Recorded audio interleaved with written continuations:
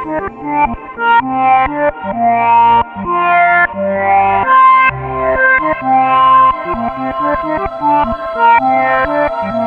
another time.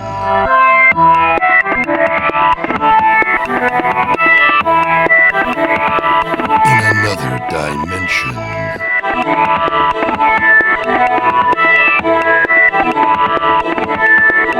Bearded warriors.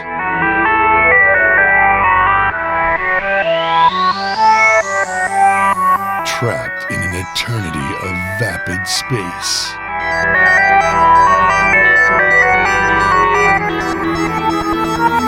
Doomed to wander the galaxy.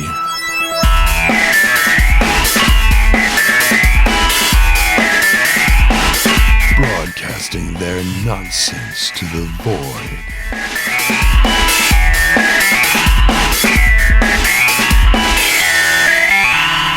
This is Star. Of self-run ads per hour is on. Hello. Hello. Hello, everybody. Yes, we're live. Hello. Hello.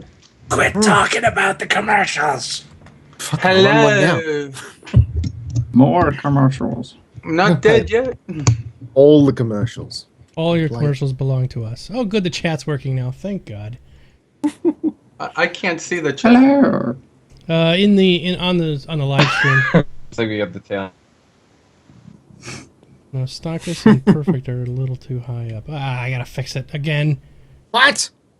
Let me go ahead and fix that while I can. Everyone gets to see behind the curtains. That's what it looks like when there's nothing around. Pay no attention to the man behind the curtain. Yeah, just pretend this is not happening. You're not seeing any of this stuff. No, he doesn't have a hand up my ass. No. Oh, it's okay. You know, we got Perfect's call just dropped, which shifted everybody over. Nice. Yay, perfect. Yay, Perfect is back. Right. And then Bod's got some... What's going on with Bod's thing here? Some beer. What is going on with Bod? What is going on with Bod? Just straight up, what is What is going up with on? Bod? There we go. Okay, got that fixed, I think. I put a lot of work into this beard. I think this is the closest we're gonna get to a full bearded cast. Now, Well, Nikki's not got a beard. That's John why I Vegas said I is- think this is the closest we're gonna get. Yeah. I have been called a beard before. Have you now? I had a couple of gay friends. No comment. There's nothing wrong with that. No, nothing wrong. No. Ow. Are we gonna go down that road? No, sorry, everybody. I have like a bulging disc in my back. And What? Yeah. It's so painful I can't even move my left arm. So we're going to do this whole show right-handed tonight. Fucking hurts so much. I've been popping these goddamn pills all day. Okay. Anyway, hello, everybody. Welcome to the show. This is StarCast, a Star Citizen podcast. And tonight we have a full house again. We have Mr. StarCast to my this way. And then we have Perfect right next door. Miss Nikki Batgirl D'Angelo down below in Trendane's spot. We have Bod, who is in disguise incognito with his gunners, his beard, and his really great hat.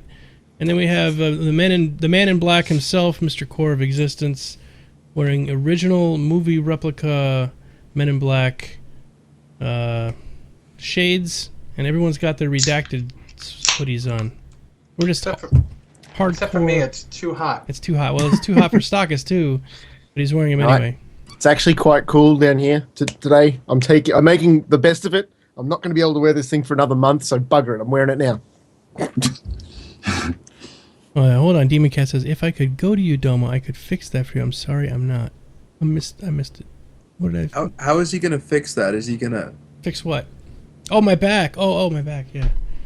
I've been seeing a chiropractor, but it's just not working. I think I got to go get an MRI done because it's so painful. I can't sleep or anything.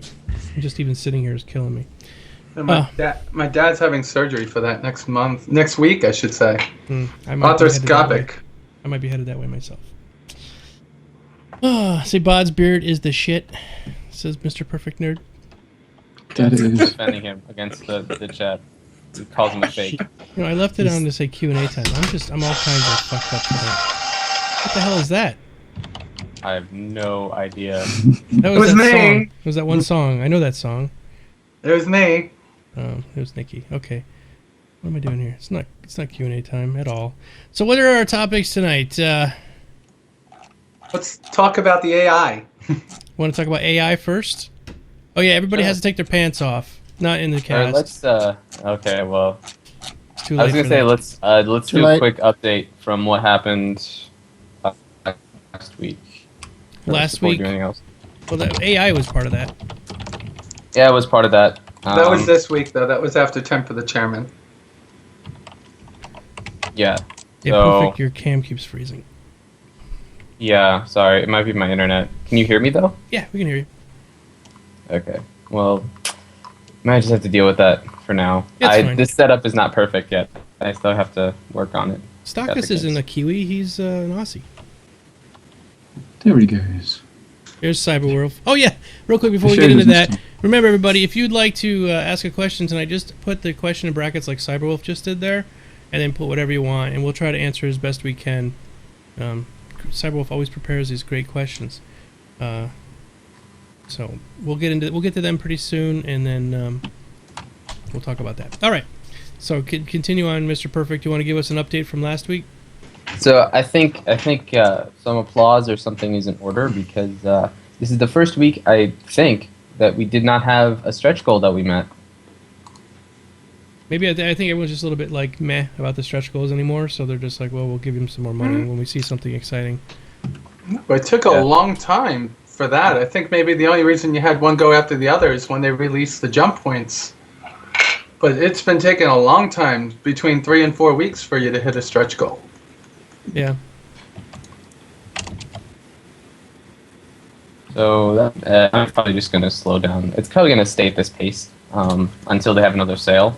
Mm-hmm. When it's going to like shoot back up again when they release some more ships. So yeah, that's fun stuff. I'm thinking we should go chronologically in the show. So last week's Wingman Hangar was kind of like whatever. I can't remember what they talked about actually on last week's AI Wingman. last week. Was it AI? Mm-hmm. And this week was the mocap. Yeah, it's mocap this week. That was right. Yeah. Okay, so we can talk about AI to start with. It looks sick. Yeah, it was Moon Collider with the Cothera system for the AI. It was the thinking and all-knowing AI with the intelligent pathing systems where they could basically, in the flight module, they wouldn't run into each other, so they could basically just fly around like a bunch of flies and just not run into each other. And then also the people AI, the crowd AI that would stop and think if something happened in the world around them, they could actively stop and navigate it, which is pretty cool. Yeah. Yeah. Yeah. Yeah. I'm the one that brought it up. I was put back by, no, not put back. I was kind of in awe of how much they're taking into account with it, because whenever you play any of the dogfighting games that are out now, if you play against something that's not a human being, it's kind of like going back 20 years. Nothing's changed. You know, you play for a little while, you notice that they always go left or always go right, and you learn how they go. But with this being an adaptive AI, you know, getting harder according to how you play, it was actually quite impressive. It means that maybe there'll be some challenge to playing Squadron 42, which is going to be mostly against AI, right? Mm-hmm. No, other players too, Yeah. maybe. But you're probably right. It's probably mostly AI. It's all AI. The only thing multiplayer is they can help you with a mission, but they can't play against you. You know, what's really cool about that is the implementation of like AI personalities. You didn't really see that at any time previous to this. Like, you know, you have like a timid AI versus like a super aggressive AI, or kind of like a recon focused AI, someone who's just, you know, they AIs that have specific objectives within like the broader context of a battle that can change. I mean, that's really cool. And apparently they're their motives can change with the universe as well.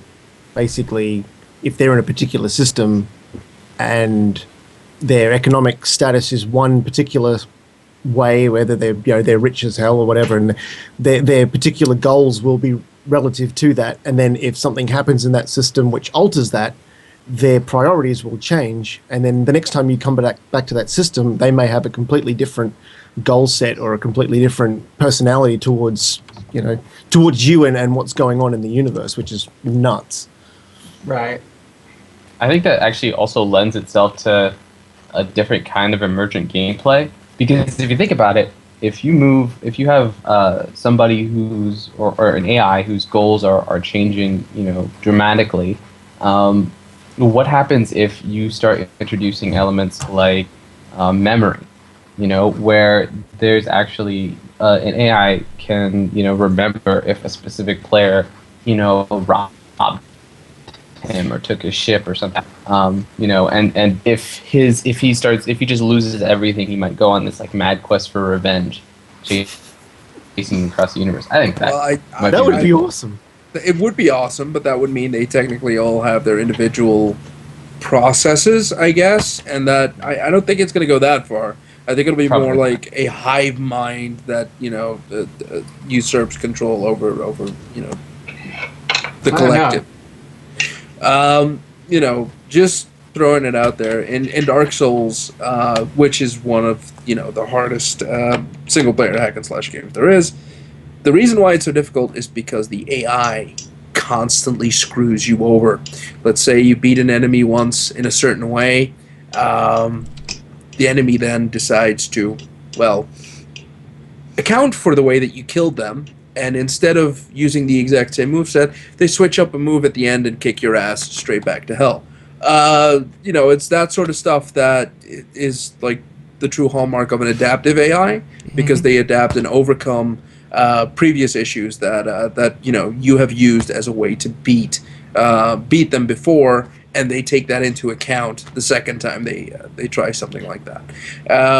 Which, of course, is only possible if the AI learns that if he does a certain moveset, he gets punished for it. It's like a dog getting his face pushed in the shit every time he takes a shit on your rug.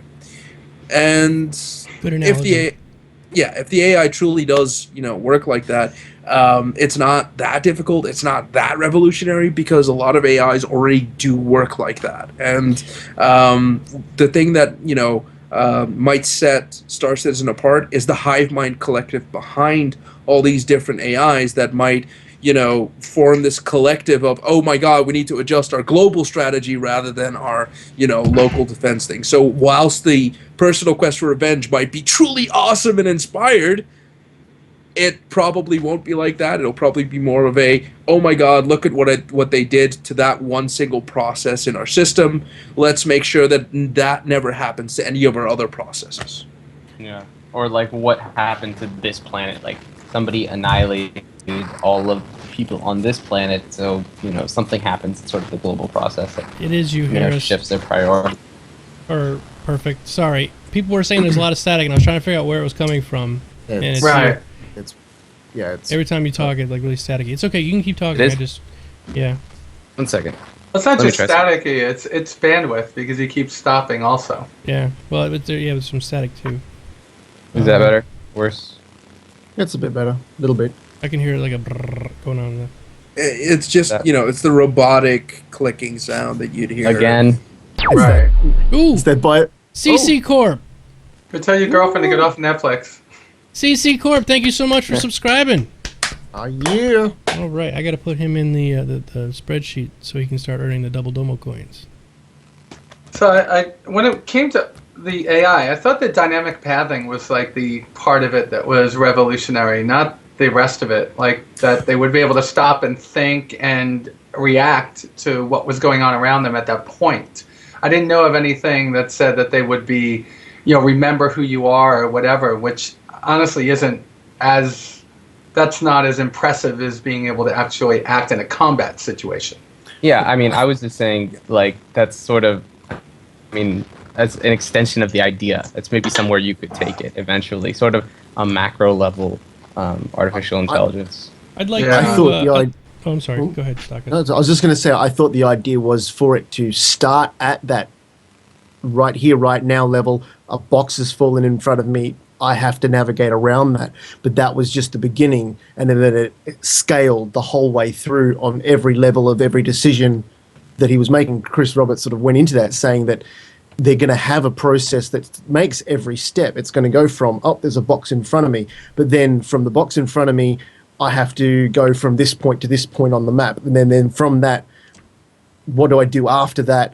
And it's gonna extend the entire way through. It's not just gonna be. I mean, it's cool that if a box falls in front of him, he doesn't just stop and go like they normally would. Mm-hmm. He navigates it, but then he has I guess a program written for him that he is going to want to do all these things throughout the day or throughout the week or in his lifetime.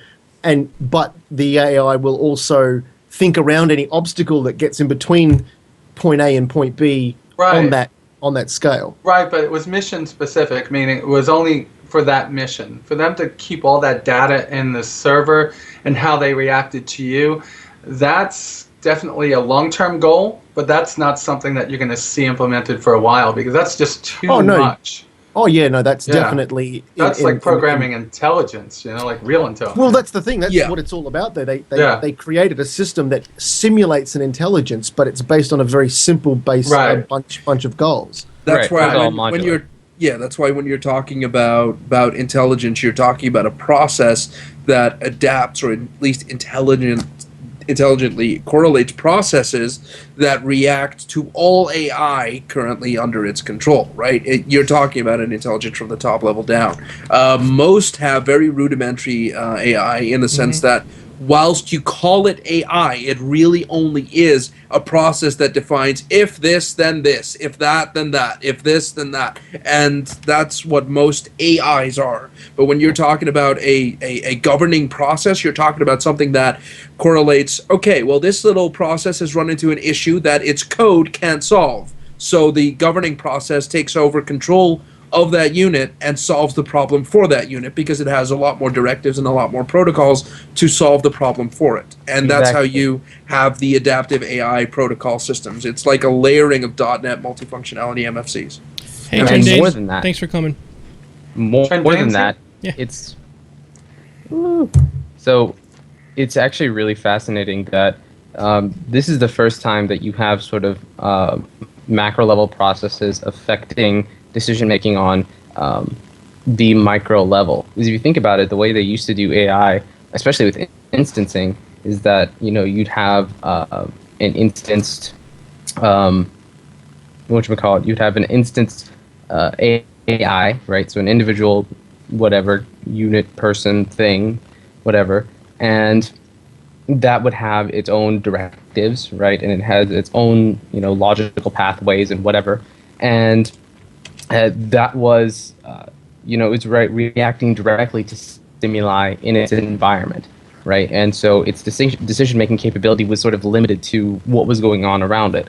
And now it's like, okay, it not only has that sort of bank of, like you said, if-then statements to pool and take decisions from, now it also has sort of a macro-level system, a macro level pool of intelligence to sort of make decisions out of, which is actually really fascinating because it means that, play in actual battles, so an instance AI is now affected by things that are happening outside of the instance. So if they get called somewhere else, they might end up leaving the battle in the middle and trying to flee.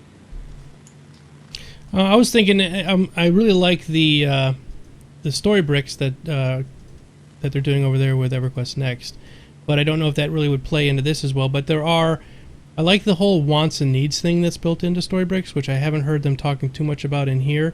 So maybe an NPC, I mean, they did sort of allude to it, but I don't know the specifics of the system as much. But basically they said that, if you have an NPC has a want, I need to get some oil from this particular space station, then he would travel to there. And so that's just a want. His need is to get wealthy, so he's always going to do whatever he can to get wealthy. And so those are kind of things that are built into the Storybricks AI that I don't know necessarily if they're in this AI here, other than what's that? wouldn't it be the other way around? He wants to get wealthy, but he needs fuel to do that. Yeah, I mean, whatever way you do it. Sorry, yeah. Yeah. Go ahead. But But I think that still plays into it though, because Chris said that basically they're going to have that. They're going to have those short-term and long-term goals, which are basically needs and wants, and he's going to prioritize which one comes first, obviously. But I guess the real thing about it is if he's traveling from where he is now to that place to get that oil, but then someone interrupts him, he's then going to change his priority to think, no, I still need oil, but I have to get rid of this guy first, so I'm going to attack him and engage him and then destroy him, get rid of him, and then, because he might want my oil too, and then move on and grab the oil or get beaten and go home crying. But you have a way to fix the way your camera's pointed? You're looking at the lower right of your screen, and it happens to be looking directly at Batgirl. Like, the whole time you've been sitting there staring down. Sitting there going, oh. I know, that's what he looks like. He's like lurid, like he's just sitting there going. That's not creepy at all. No, it doesn't look creepy at all, especially with the hat and the glasses that you got going on. Hey, that's where the browser is. It was in the bottom right of the screen. Yeah, he's gonna fix it now. You can see that. It's in the bottom left. We stare at core instead. Yeah, go ahead, stare at core. Just a little safer. All right. That's safer.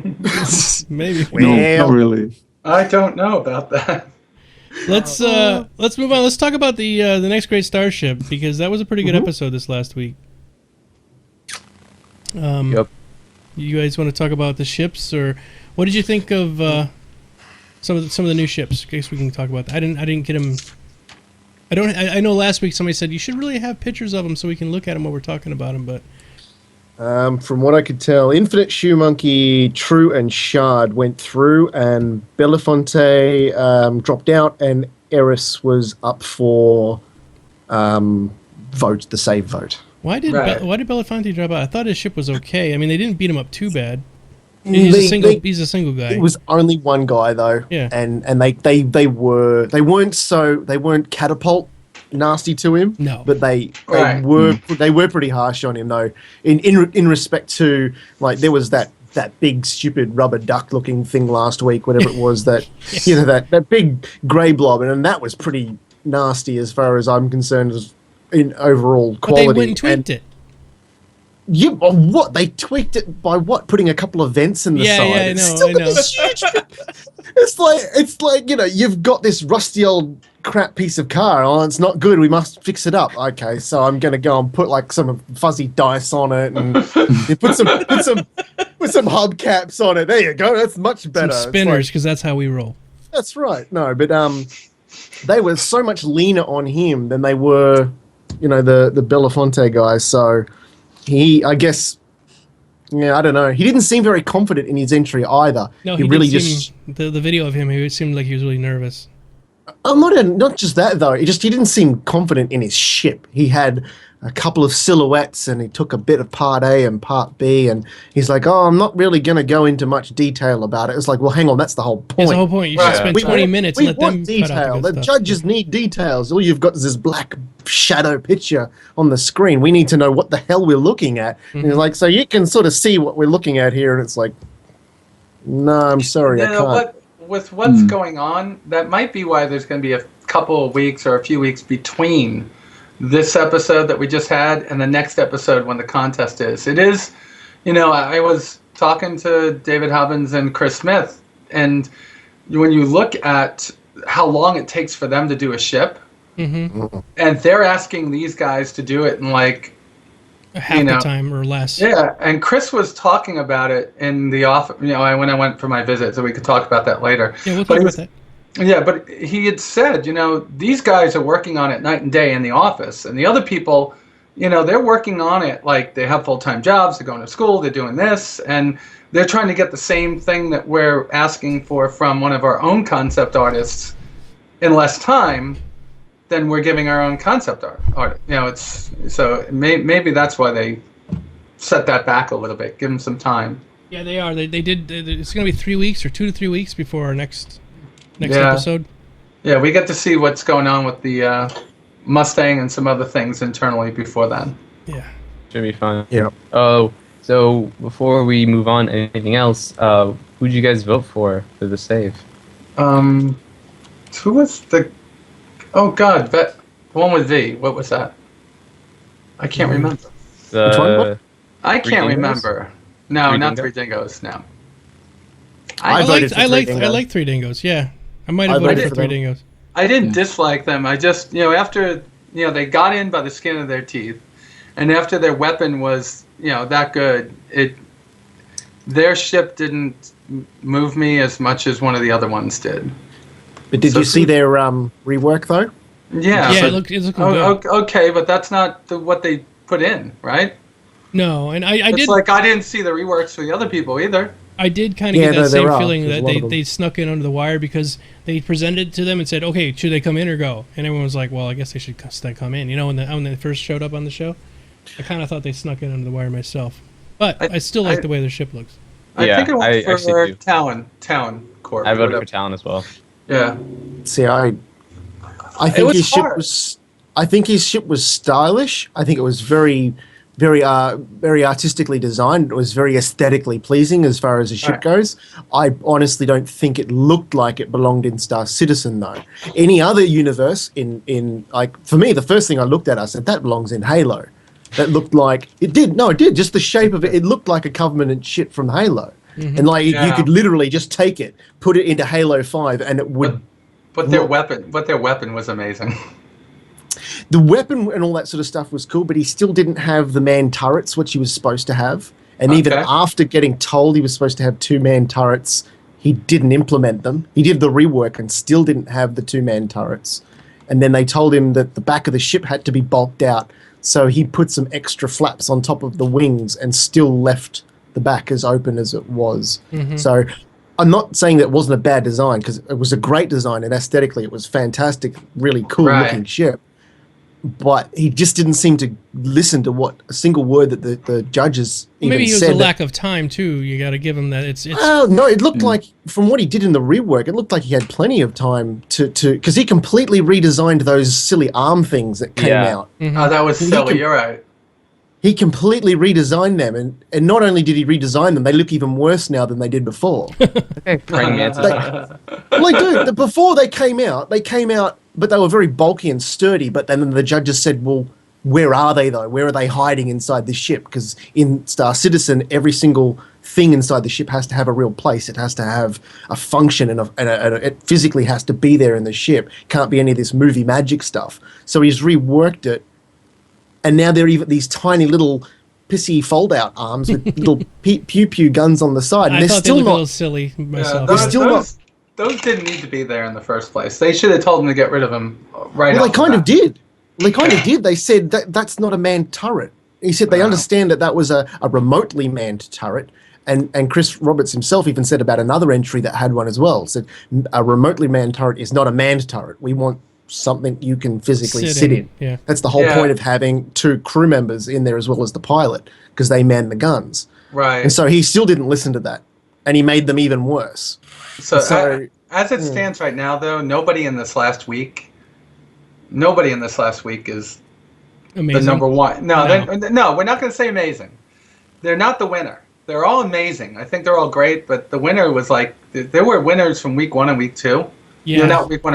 Yeah. 2 I was mean, great. I thought two week was 2 was fantastic. one of the best weeks ever. Almost all the Yeah. ships on there. I was like, yeah, I want to fly It's- I that. don't. There I was don't know. Horseman. This was not disappointing. It just wasn't as wow as the other weeks were. Yeah. I guess you get to expect more because you've seen all that, and then you go and you hit the mod forums, or I should say, where people are building their own ships and stuff. And then what they showed this week wasn't bad. It just wasn't wow. It wasn't a wow week. Well, we were all You know- talking about this in a previous episode of this show that it's almost like they had just a random hat because it wasn't like they had like one really great one in every episode. It was almost like some episodes like last week was just meh. There wasn't like a Yeah. amazing one. No, you're right. Yeah. And I think honestly, I think my thought process is wrong now. I thought they shot all 3 episodes in the same day. I thought so. To give everybody all the same time. I'm wondering if that's true at this point, because it seems like some people, some of the statements that dropped, after seeing the other people, they would have known. And I'm like, but they were all shot in the same day. I mean, Sandy's in the same dress, Mark's in the same shirt. Obviously. Chris, Mark. I'm like, how are they saying that? When you were out there visiting, we'll get to this in a second. When you were out there visiting, did you want to steal the shirt? Because no, I didn't see Mark. Mark is in Austin. I was in Santa Monica. Oh, okay. I thought maybe they had the shirt on display out there. Oh God, no! It's too bright to walk around Santa Monica with that. Framed. Too bright. Yeah. But I will say, as far as redesigns go, the one that impressed me the absolute most was Infinite Shoe Monkey. That was the one that they had that really long, bendy sort of Formula One looking car ship. Because it looked like a car, really, without wheels. Once you said it looked like an F1 car in the front, I was like, oh my God, that's what they used as their styling for the whole thing. Like the inset cockpit was ass. I was like, who's going to see out of that thing? And this is what made me think about all of the other people that had sort of, they made it through, but they were a little iffy, and the judges are like, yeah, you can work on it. Infinite Shoe Monkey came back with a almost completely redesigned outside hull, which looks so much beefier and more like a gunship. But not only that, they then showed an entire layout of their internal systems in a 3D sort of see-through schematic with almost every single system rendered and detailed. Like the entire thing. They said they've got their entire damage system internals ready to go. And I'm thinking, well, if they had enough time to do all that, what have all the other teams been doing? Yeah. Because a lot of the other teams are just throwing up grey blobs of poo on the screen and going, well, this is the right. You can definitely see there's a delineation of talent here. I mean, there's some teams that are just like, holy crap. I wouldn't go that far. I think that the thing is, it's the concept art phase. So I think some teams are a lot stronger on the whole concepting side of things than other teams are. And so, like, once we get to like the modeling and the in-engine implementation, I think the teams that were kind of iffy on the concept art are going to really shine. Yeah, there was one that Chris was talking about from this week, that they're so much better, they should have just gone right to the engine instead of doing the concept art. Yep. But that's how Rob was it Rob that he was talking about? He was talking about Rob Irving or somebody else that designed one of the ships, and they didn't even concept it. They went right. Yeah. So, I mean... They said, he's hopeless. He can't draw to save his life. Nobody liked Eris at all, huh? I liked Eris. It was okay. I mean, I had to look it over. I had to look it over quite a few times. I didn't dislike it. I just didn't... It wasn't a vote, you know? If I'm honest, none of the save teams really... Worth it? Like, I don't think any of them really have a chance. Well, you don't know that now.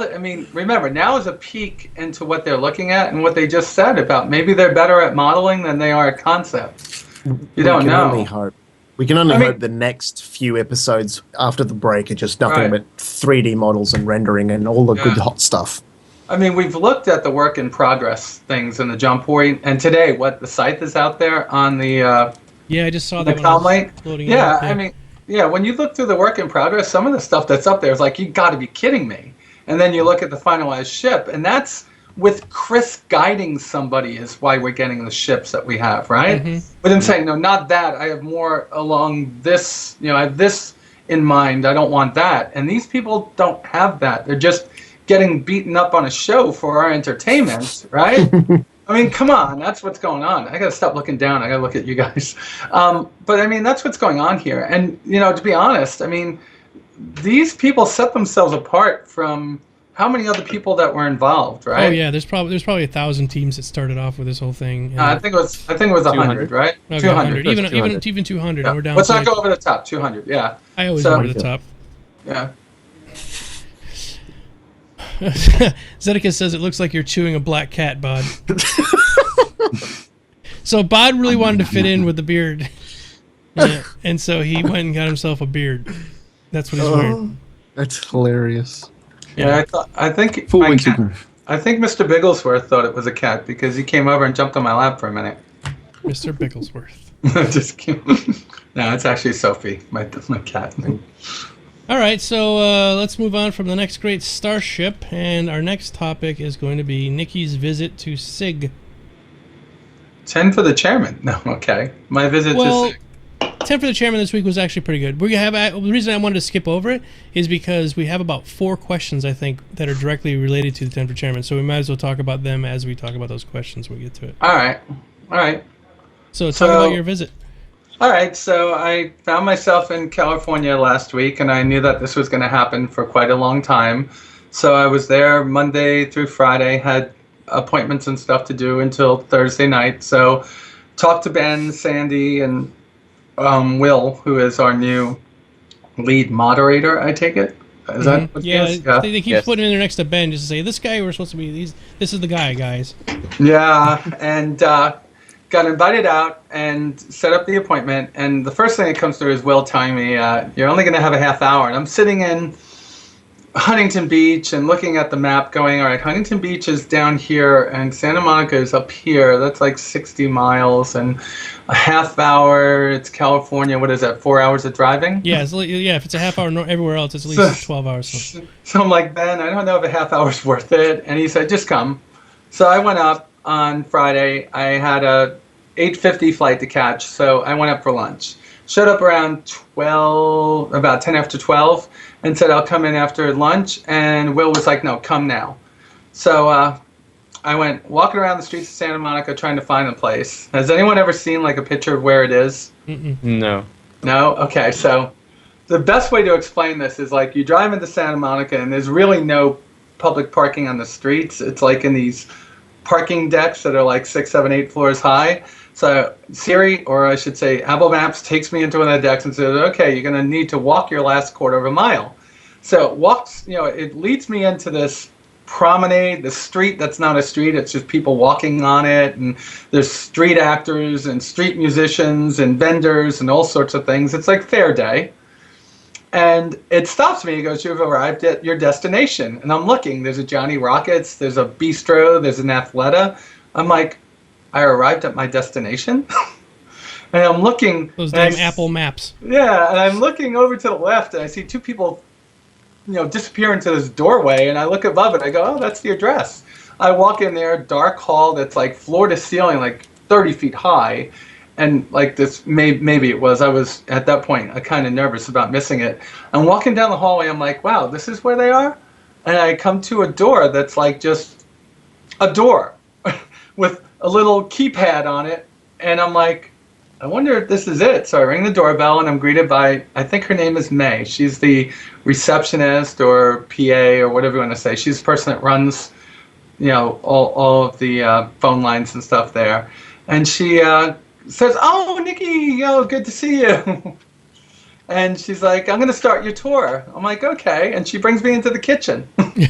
This is where we make food. This is where we make the food because nobody's allowed to leave, because if they do, we'll never get the dogfighting module done. So I'm like, okay. And do they have showers and beds? To tell you the truth, when you walk in there, it was kind of like, I had my camera, I had my video camera, and I was all set to use everything. And all of a sudden it was like, all right, I'm going to bring you upstairs and introduce you to Chelsea. So it's like, all right, there's a 10-minute conversation with Chelsea. And, oh, God, what's his name that works in the office with her? It's like, this is what I was scared that was going to happen. I know Ben's watching right now, and he's going to be Ben. upset. Oh, don't worry. We won't talk about when I said, Ben, I need to know the names of the people that I said hello to and how long it took him to find out. Remember, he's only been there for 2 weeks, right? So I got introduced to Chelsea, and then Will took over. And Will started walking me around the office. I talked to Alexis. I talked to, I got to look at the notes with Ben. So there were quite a number of people that I got to talk to. And Will had only been there for a couple of weeks. So we're walking around, and I go, can I say hello to David and Chris? And he's looking at me like, I'm like, no, David and Chris in there. And he walked me in and asked the guys if I could talk. And it was Chris Smith and David Hobbins. And I talked to them for quite a while. And David was showing, he was working on something. NDAs, No NDAs. Did you have to sign an NDA when you got there? No, Chris Chris didn't make me sign an NDA at all, because I said, I'll sign anything. Just show me the new constellation. And he didn't make me sign it, and he showed me the constellation. Oh, really? Yeah, well, it's not as awe-inspiring as no, it's I'm not. making it I was sound. hoping it came with a hot tub or something. It could. It might come in a hot tub with Disco Lando. I don't know. Stripper pole. Yeah, but I got to talk to them, and they talked to me pretty much about like conceptual things, what they do, how long it takes them, how they work with it, and a lot of their job is taking the ideas, like Chris's vision, and putting them on paper. And okay, Clank, I see that. putting his vision on paper and then working through it and then working with Chris to go back and forth. And then when they're done, sending it off to CGBot and then doing the same thing with CGBot and them and then bringing that to Chris and doing the back and forth again. So he was working on the Mustang, and Chris Smith was adding even more detail onto the canopy frame of the Hornet, getting it ready for the dogfighting module. Yeah.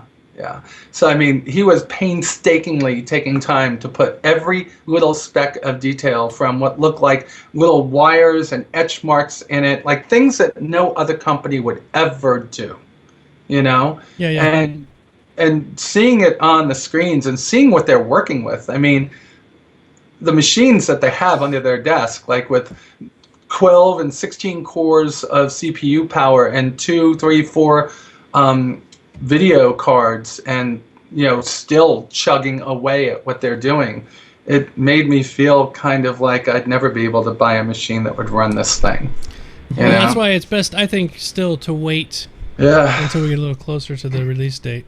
Yeah. Well, they took me from there, and then I went and I talked to another gentleman. I think his name was Zane, and he was doing like game integration. He seemed to be set up to do like how the game plays, how it interfaces, how it works. So it was like, I guess he would be a game tester, but he's not. He's a programmer. So he's looking for the things to make it more fun for us, I guess. So everybody there was working specifically on the dogfighting module, nothing else, obviously, right? Mm-hmm.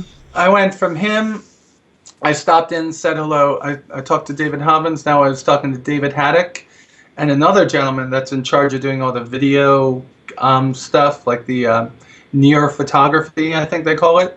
And I talked to them for like 10 or 15 minutes. David is someone I always like to talk to. I don't know how into the lore and the background story of the game you are, but I talked to him for quite a while. I had my camera out and was going to say, take a picture of me.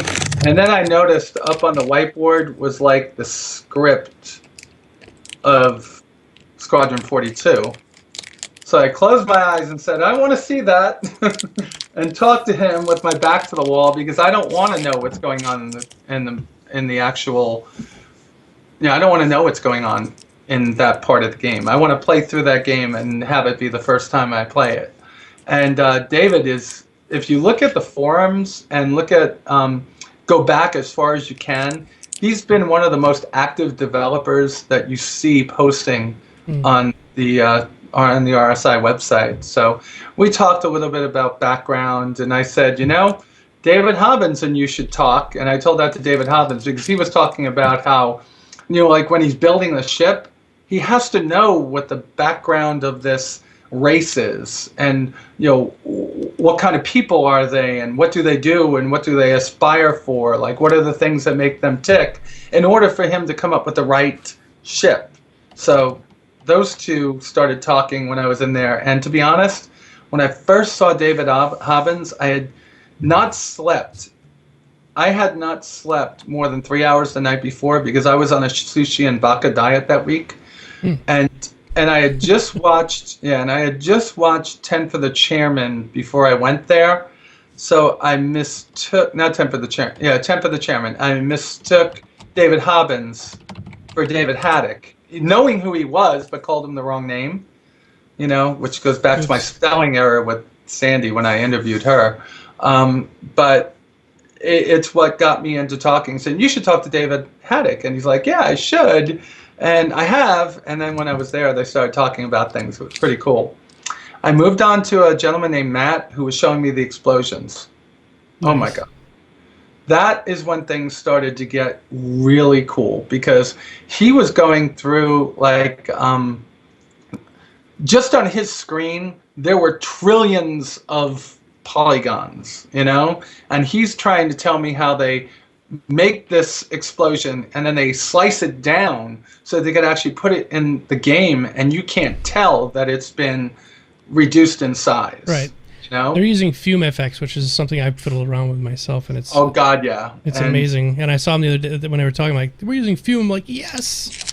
Yeah. So if you're into 3D modeling at all, it's a pretty powerful program. Right. And when you look at when they're doing these things on camera and you're watching it in Sandy's little inside CIG things, you go, yeah, that's cool. Wow. When you see them sitting there doing it, yeah, I bet it's wild. And he actually showed me quite a few things, and he was on 4 monitors and then a TV, which I mistook to be a 4K TV. Nothing that I saw was 4K. That I don't know if I saw a 4K there. You know what I mean? Mm-hmm. So I'm sure it's 4K across the multiple monitors. So I gotta think about getting 4K monitors next. Yeah, and everybody I talked to, we talked about performance, and I kept on asking, so you guys are putting so much into it, how are you gauging performance? And every single time they were making it to work from today's midline system up. So today's midline system is going to be the low end when the game comes out, right? So that's what they're saying. So they're gearing it so the midline system would be the normal settings, and then you have highest, ultra, burn my system through the ground settings. And then I turn around. I kept turning around from, I think that was Matt's desk. I think that was Matt. I'm turning around. I'm seeing this guy, and there's this joystick and throttle on the table, and I'm seeing him, kind of not really play the game, but he's sitting over there and flying the Hornet and then doing something, flying the Hornet and doing something. I'm looking at the throttle and joystick going, all right, that looks kind of weird because I haven't seen that one before, and it was an X55.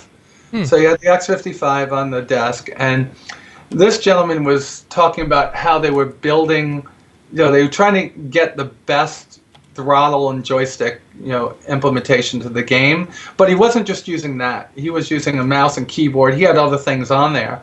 So I talked to him about key maps and about configuration files and stuff, and he's saying, while he hasn't had anything done for that yet, when the game ships, so we're talking, if I go off of what Will said, 18 months from now, right? That's when all the modules are out, Squadron 42 is done, and the game is actually ready for everybody else in the world, right? That they'll have standard maps for all the joysticks that they're supporting. But it was pretty cool to see him maneuvering the Hornet, even at slow speed or no speed, with the joystick that he had. The one thing he said he missed was from the X-52, the little thing that you flip up to push the missiles. But I looked at him and I said, do you really need every button on there? And he started going through them going, yeah. I don't have everything mapped yet, but yeah. He didn't have the, when you turn the assisted flight model off so you could skid, he didn't have that set to a key yet.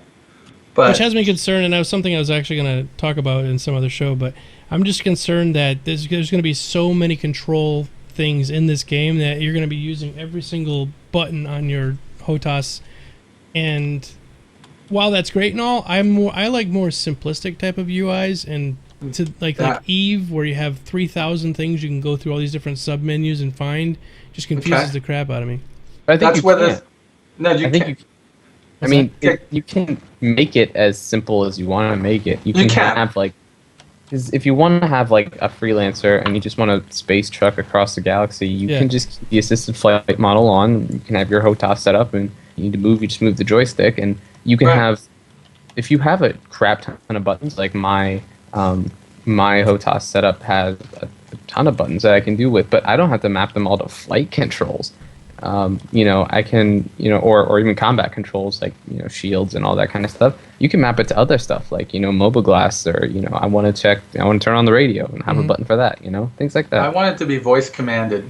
Yes, it's 2944. You got to make it voice commanded. But you also got to remember the sliders. So say you want a less simplistic flight model, a less simplistic setup, you slide your slider down, right? So when you get, and we'll talk about that because I talked to Chris, but when you get near somebody and there's like 50 people that you're coming, you'll be matched with the people that are set to the same slider as you are, not to the people that are doing all that other stuff, right?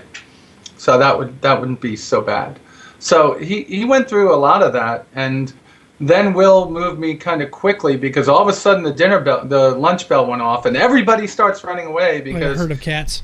Evidently May, or I forget her name, had cooked lunch, and they were all eating burgers, and going downstairs to grab their burger to bring it back to their desk just to eat and work. They are really, really, really tuned to getting this thing out on time.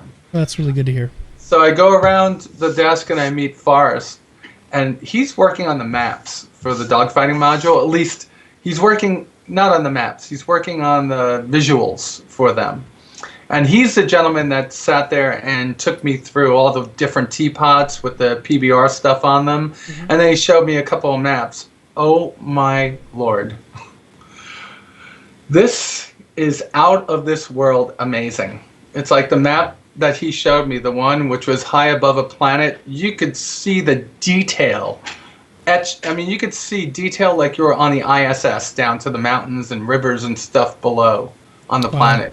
It was amazing. And that's about when Chris came over and tapped me on the shoulder and, shook my hand, gave me a hug and said, "Hey, how you doing, Batgirl?" And I said, "Great." And then I thought that was going to be it. And I had my own little 10 for the chairman session there.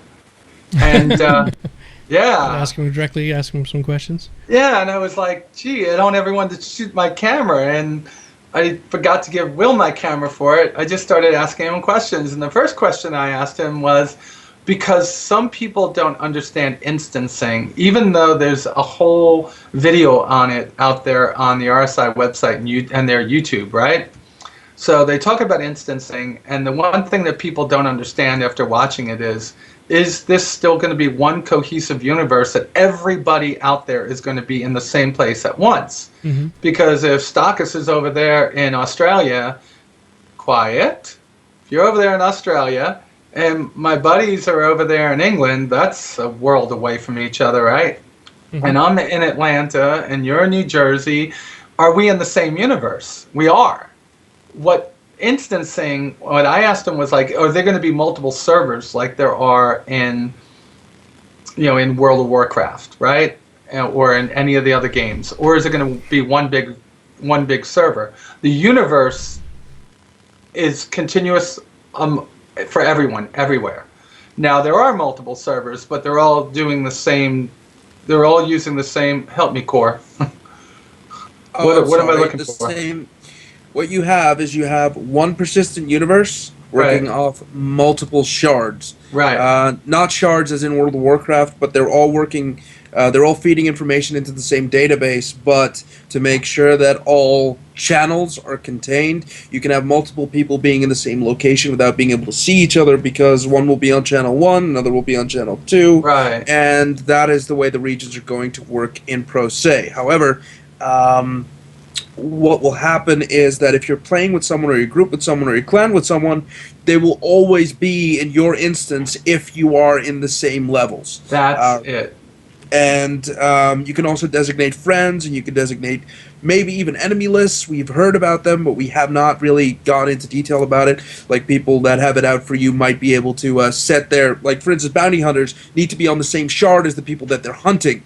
So if they get a contract for someone, they'll always make sure that they put the bounty hunters on the same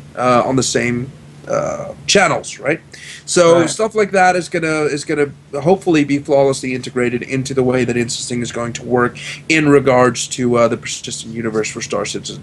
The biggest pitfall, however, is that you could have an entire Chinese fleet sitting on a Chinese-Asian shard, 15,000 people all sitting there, in the exact same space occupied by, for instance, another American alliance that has occupied that space on a completely different shard. Now, the problem with that is the Chinese own that shard on the Chinese shard. The Americans own it on the American shard. But who actually owns it? I'm gonna take care of that part next. Okay? Because that's where it started. That's where it started getting crazy. What's up, Perfect? I was gonna chime in with one thing. I think the idea of sort of regional shards, that comes into play more in sort of the random, you grab people for PvP more than anything else. Right, Well, yes. right. Yes, of course. Because my question was based around one of the questions I got from Twitter before I went out there. It's if my buddy is, if my buddy across the country is saying, come help me mine this node, and it's within a distance that I could actually fly there and the amount of time I have to play, because these are going to be vast distances. Can I fly to him? And it's yes. Now I said, well, let's take, for instance, Operation Pitchfork. We all know what that is, right? Yes. Yes. Okay.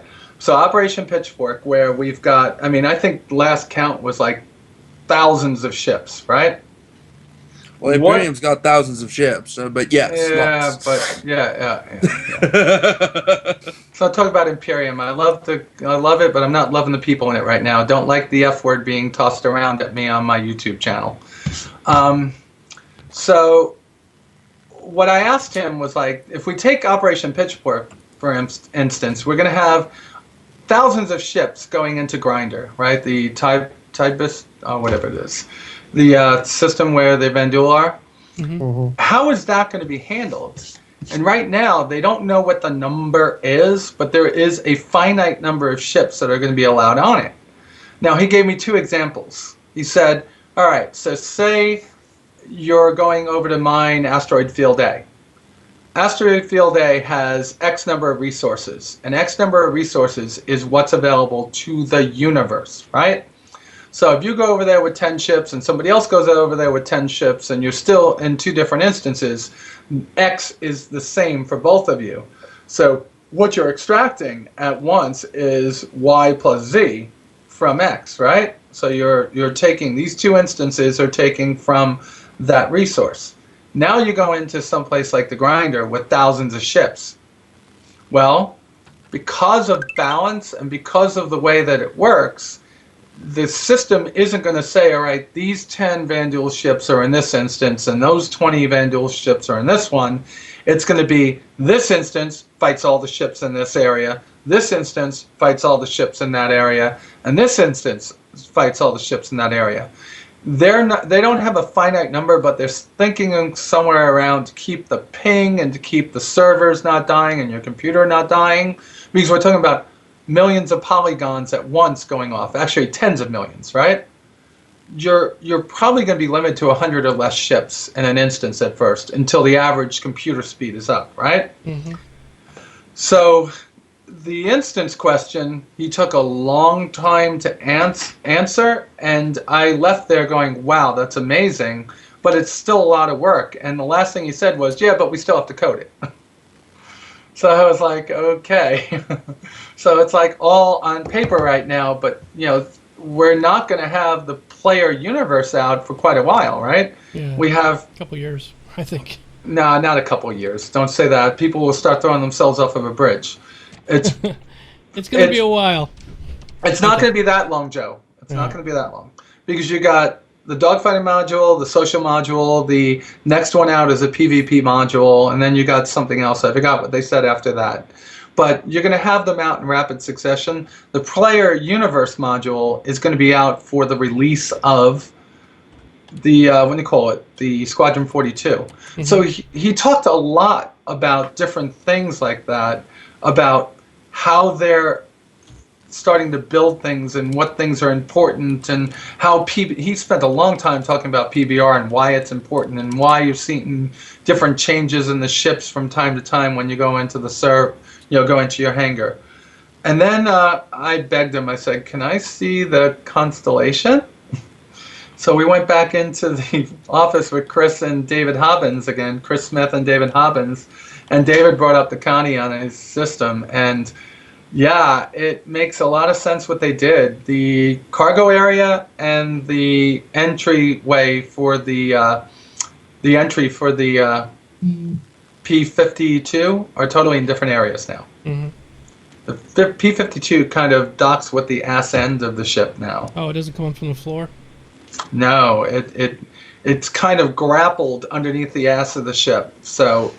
And then there's a hatch from the engine room. There's an engine room now, okay, down into the actual, down into the cockpit of the P-52. And they weren't able to tell me how it was docking, but they had gotten that far. They still hadn't determined where they were going to put the quarters, like the sleeping quarters and stuff. And I looked at them and said, or not. I said, if you're really trying to take it from an immersion point of view, being in the Navy, I would hate to walk through the cargo area to have to sleep next to the engine room.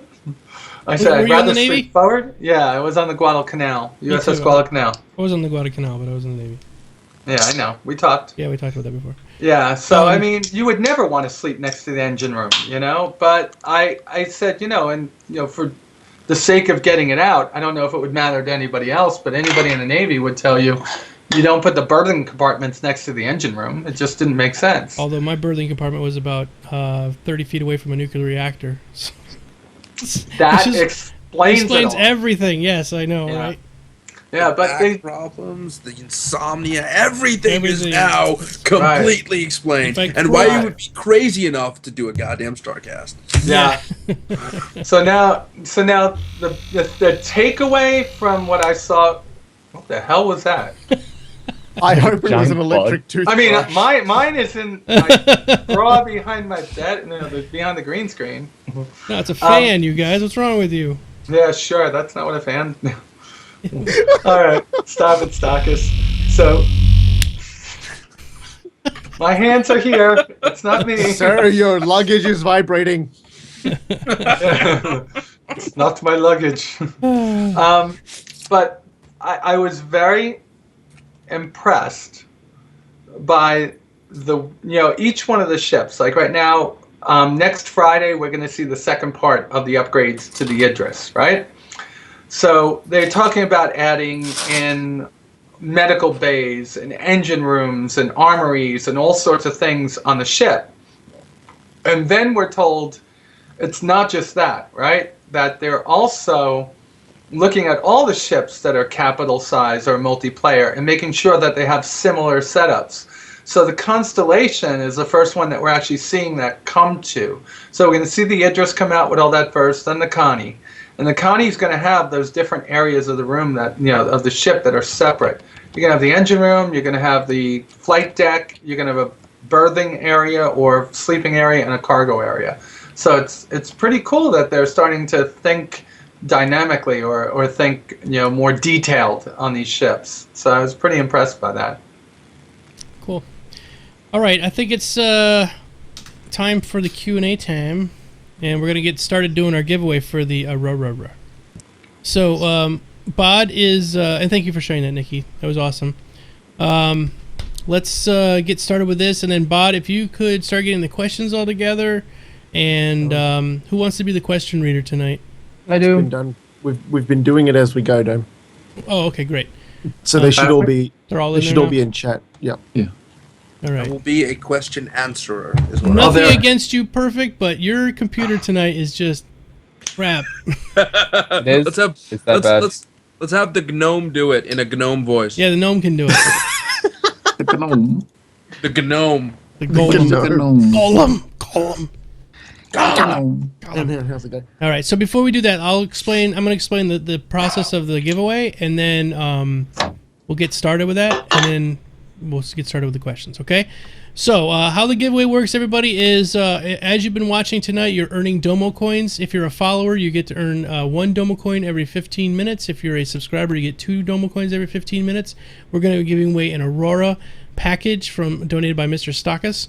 So I showed it earlier before we did the pre-show. I was running around the hangar. We're going to be giving away the Aurora package. So if you are not into Star Citizen at all and you don't have any ships at all, this is what you want. You want a package so that you can actually get into Alpha and Beta with it. So, and if you have a ship, I don't care. You can get an Aurora too. It doesn't matter.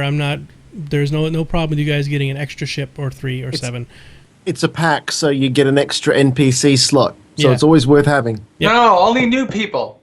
No, it's for everybody. I So- hope new people win it, but Only new people. No, we can't.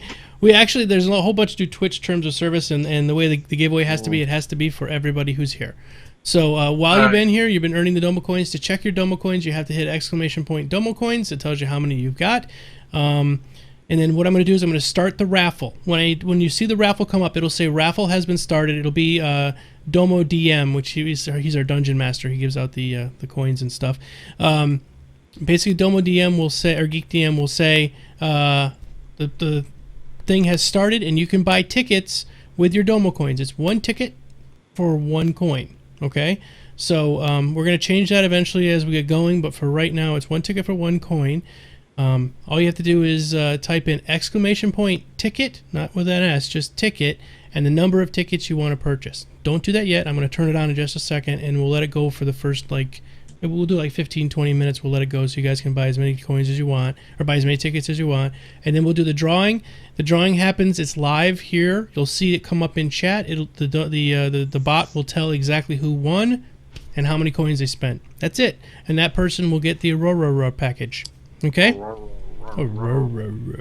So make sure you guys are following. You have to be following to get the package. So please follow. If you haven't followed yet, go ahead and follow. And you have to follow the Bearded Warriors. Yes. Only in Aurora? Only in Aurora? What do you mean only in Aurora? It's great. I gave out an Avenger last month, and I'm giving out a 325A this month. We're getting there. 1 Aurora of 3 plus a 300i and a Avenger as well. He gave it's like $400 worth of ships he's giving out. So. Oh wait, that's Stockus. He's paying for them himself. Yes, he is. So this is Stockus being. I'll be giving away an extra large redacted one on my show. It doesn't fit me.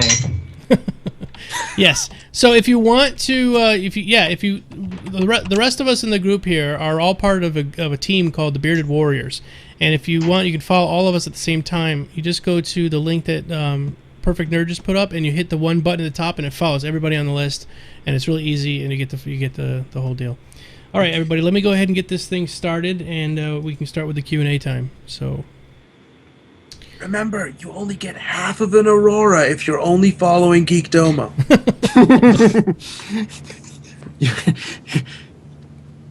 You won't be able to fly it out of your. You get an Aurora without the power plant or the thruster. Exactly. You have to earn the rest yourself. We're doing a 300i and an Avenger in a couple weeks. 300i is next week, and the Avenger is right before PAX. Uh-huh. That'll be the week I give out the Hornet. The raffle is open. Each ticket costs 1 Domo coin, and you can buy a maximum of 10,000 tickets. Real quick, just before we get started, I am going to PAX, and when I get to PAX, I talked with Eric or Mike Swafford, I can't remember his name, and he set me up with an appointment to see Chris Roberts at PAX, and just have some time to sit down and talk with him. So next week maybe, or the week after, we will sit down and we'll do a Q&A. You guys will send me whatever questions you want me to ask Chris Roberts. I don't know how much time I'll have, but we'll take the best ones and we'll ask them with Chris. I'll give you some advice on that one. It takes him 10 minutes to answer every question. Which is perfect, because I'm going to be videotaping the whole thing. If it takes him an hour and a half, I have an hour and a half of footage to put up later on. So I'm fine with that. He can talk all he wants. I've noticed that when I've seen him do other kind of interview things, I've noticed him just chatting away like that. So Chris, where are the toilets here? Well, you see, what we're really trying to do with the toilets. Hey, that's not what I'm talking about. Don't make it out to be like he's... No, I love him. I just think he does like to talk, so it's cool. He's very passionate about this. And that's great. One second, real quick. SCB Leviathan says, "Is there a way I can make sure my tickets are used?" Yes, I'm sorry. Once you've typed in ticket purchase, like ! ticket, and then the number of tickets you want, you type in !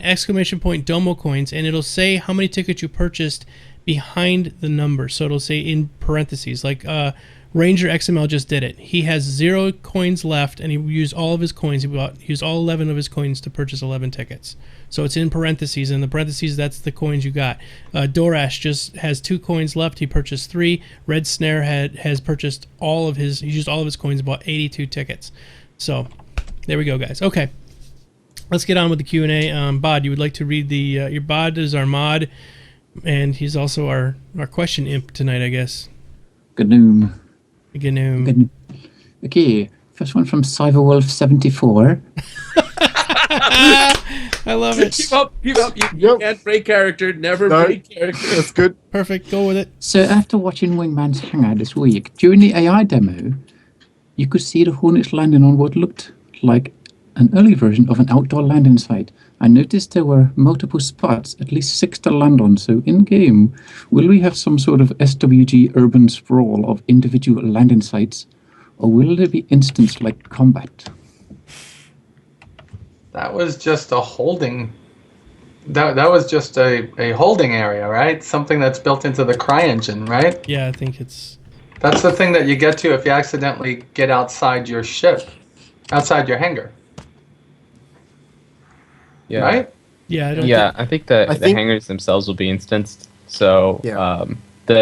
I'm pretty sure the outdoor landing sites are probably not functional. They might be for NPCs, but I'm pretty sure, Well, that they would they're have- kind of there for aesthetics more than anything But else. they'd have to be if you landed on a place that you didn't have a hangar on, though.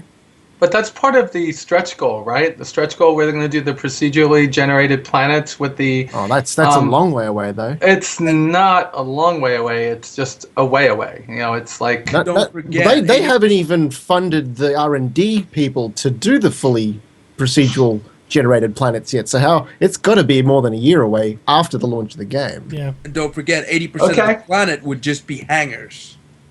Well, that's not it. The place that you would land at, they're going to put it. Remember, the procedurally generated places are going to be far, far, far, far away, and not many people are going to be there.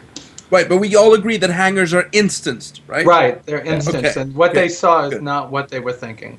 No, okay, no, but that was the question. I was slightly worried that that people were under the impression that hangars weren't instanced, because that would mean 80% of the planet would be hangars. Right. No. Good. But I was just. Oh, piss off. No, You mean we're gonna like stay Star- right here. Wait, you mean like Star Wars Galaxies? Yeah. And everybody had a house, and the whole planet was houses. Pretty much.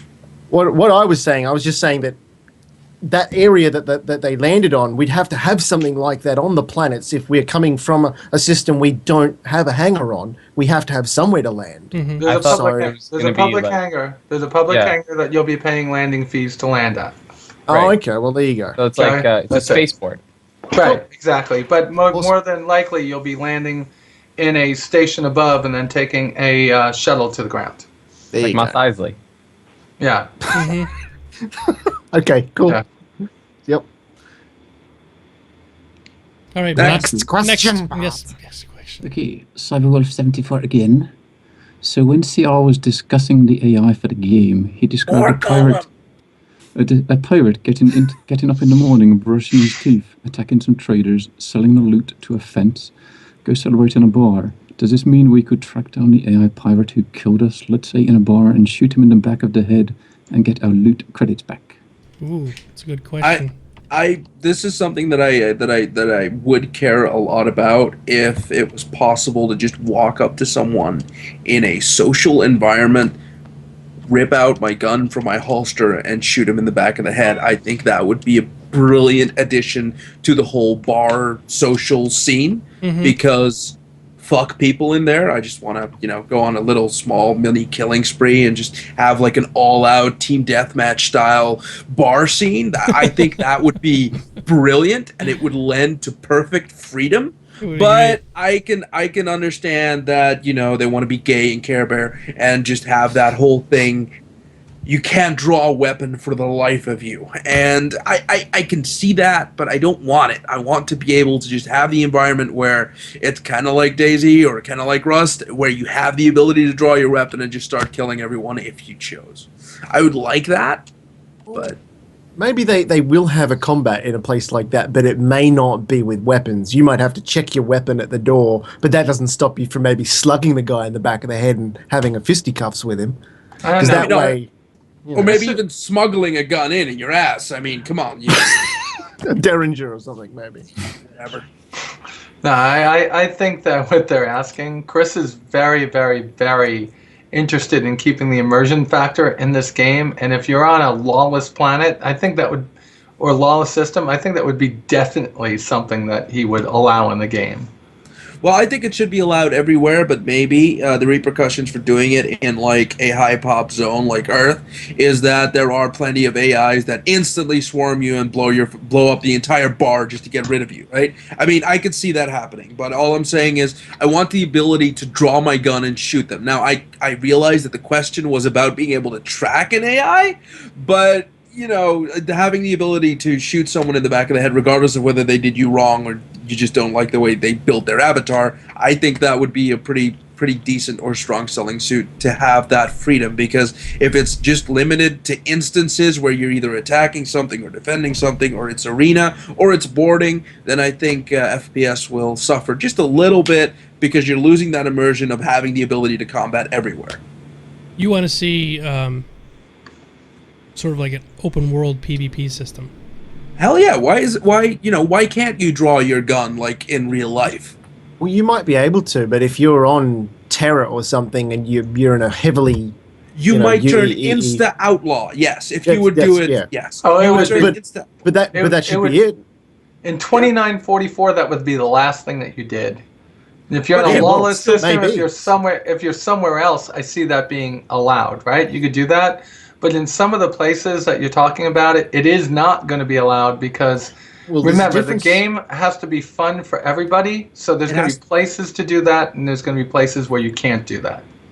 No, but I get that. But I think you should still have the freedom to draw your weapon and fire. But you may not be able to get a shot away, or get away, or instantly your rating drops to negative, whatever the maximum is, because you fired a weapon in like a newbie zone or whatever.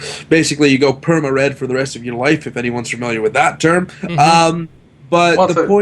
The point is, you have the ability to do it, and that would be quite powerful. Like, not restricting it to not being able to grab your gun in that area would be bad. I'm pretty sure instead of mechanically sort of making it arbitrary, like you just can't draw your weapon because the button doesn't work or whatever, it's probably more likely that your guns will either be disabled or you'll have to leave them at the door every time you enter a bar. Yeah. Right. Yeah, but that lends to immersion. But you could also choose to stand in front of that guy, draw your gun, and shoot him in the head. I mean, sure. I would like it's with you at pointing your gun and shooting people in the head. Is there anyone you like in real life? Yes, plenty of people. I'm like, they've all got the ones that I haven't shot in the head. People he loves. They've all got bullet wounds, but they're none of them fatal. I don't do it in real life, right? So I want to have the freedom to do it in a game. I mean, that's so in Eve. If you attack something in secure space, you're essentially dead within 30 seconds after that, right? And that okay. may happen. But he just wants the freedom to do it. And then I get my shit back. That's it. So I think that's what would happen. But that's exactly what I'm talking about. Having that would be realistic. Right. Would be good. Because even if you do it in secured space, if you have enough firepower, you can still take out whoever you're shooting at before you get tackled and killed. But at least you can do it. And the repercussions. What was the original question? I don't remember. Being able to track down an AI after they kill you and the get answer is yes to back. that question. But Yes. If you could shoot them in the bar, then yes. All right, next one. Okay, Cyberwolf again. From the AI videos, it looks like the planetary areas are friggin' huge. What steps can SIG take to make these places easy to get around and not get lost in? Where don't see that one? I think you skipped one. What's huge? The planetary areas. Well, we don't know that yet because that part's not even implemented yet. I think he's talking about the artists' impressions of particular landing zones, like when they do what Moscow will feel like, or what a particular when you look at those artists' impressions, they look freaking massive. And especially when they talked about the architecture modules being able to just make expanses that go on forever. Well, think about Mass Effect, right? Huge areas, right? But everything was pretty much linear. You knew where you had to go, how to get there, right? And I'd be hugely disappointed if that's what it ends up being like. Honestly. Well, it's going to end up being like that because it would be. I mean, what's the point of a sandbox game if you've got a linear Well, if you're going for a linear design, then you don't need 90% of the map. That's not what I'm saying. I'm saying that think about the way they move people around there. You're going to have public transportation. You're going to have your own vehicles. They've already told us that, right? They already said, yeah, we'll have vehicles in the game. And you're going to have places that you have to go from A to B. So, I mean, it's 2944. Everything's going to have some kind of global positioning system telling you where to go and how to get there, right? So no matter how big or how small it is, I don't think you'll ever feel lost in the environment. Fair enough. All right, next. Cyberwolf yet again. So during the hangar, Wingman admitted that they don't have office-to-office DFM networking working. It's all office LAN fights. Where are Being you that getting PAX these is questions from? so very close, should we worry? That's not 100% correct now. They turned the world servers on probably the day before I did the interview with Eric. They had turned the world servers on, and they were now using them to do their dogfighting instead of the LAN. So it might have been filmed before my interview was. So I don't think that's right. I think that now the world servers are on, and they're actually able to push it. Cool. I think we've skipped a few questions. No, I have no idea where we are. Bot is just asking questions directly from. I guess Cyber wrote about 850 questions, and Bot's just going down the road. Yeah, I had a couple that wasn't so. Okay. Okay. Now we'll get back on track. We're trying to find out where we're trying to read along with you if we can't understand your gnome voice. So I'm like trying to read what you're saying, and I'm like, I don't see it. Cyberwolf again. So, do you think that with the announcements of DirectX 12, will NVIDIA just let Microsoft, aka the other EA devil horns, do devil horns, do the work for them and not bother creating a Mantle-like competitor? If DirectX 12 is anything like DirectX 11, it's just a quick registry fix away from DirectX 10. Yeah. So I looked at the whole thing, and I don't see it performing nearly as good as Mantle. And there's some people that just keep blasting me. They're like, Domo, DirectX 12 is going to be so much better than Mantle, and it isn't. It isn't. But at the same time, we still have to see how much Mantle will actually improve high-end performance, because as far as we're aware, all it currently does is improve low-end to medium cards to perform at a much more efficient rate for specific games. And that's exactly what it's designed to do. Yeah. All right. What's the big improvements that are being put into DirectX 12 since I'm behind the time? I'll have to go look it up, but there's a lot of like techno babble. I know what's in Mantle, but I don't know what's in DX12. A 2 instead of a 1. Yeah, I got you. Well, I'm not joking. The difference between DirectX 11 and DirectX 10 is a registry fix that literally changes your number. That was all you needed to go from 10 to 11. We don't. 12 will have some extra. Yeah, but what do the cards have to do? Like, aren't the cards doing something different? That's what I'm asking. All right, here's what it says. This is bad when you go to the DirectX blog from Microsoft, and it says this. Is this marketing spin? We, the product team, read the comments on Twitter and game development game reforms, and many of you have asked, this is real, or is it a marketing department suddenly received a budget infusion? Everything you're reading is coming directly from the team who brought you almost 20 years of DirectX. It is our job to create great APIs, and we have worked closely with our hardware and software partners to provide significant performance wins of DirectX or Direct 3D 12. And these aren't just micro benchmarks that we hacked up ourselves. These numbers are for commercially released game engines or benchmarks running on our alpha implementation. The screenshot below are real DirectX app code running on Direct 3D 12 runtime. I have the answer for all of this. It turns out that DirectX 12 is Mantle. Yeah. They just snuck it in. They just basically copied the Mantle code, which is open source. Yep. Thanks, perfect. Yeah. Mantle, they adopted Mantle. They're just calling it DirectX 12. This article says the way they did it managed to pull the stupidity from the jaws of defeat by breaking compatibility in the name of lock-in. So they did it for the Xbox One specifically to try and compete with the PS4 because it just doesn't have the performance to compete with it. And they're also bringing it to PCs as well. So I always love Just it when mental.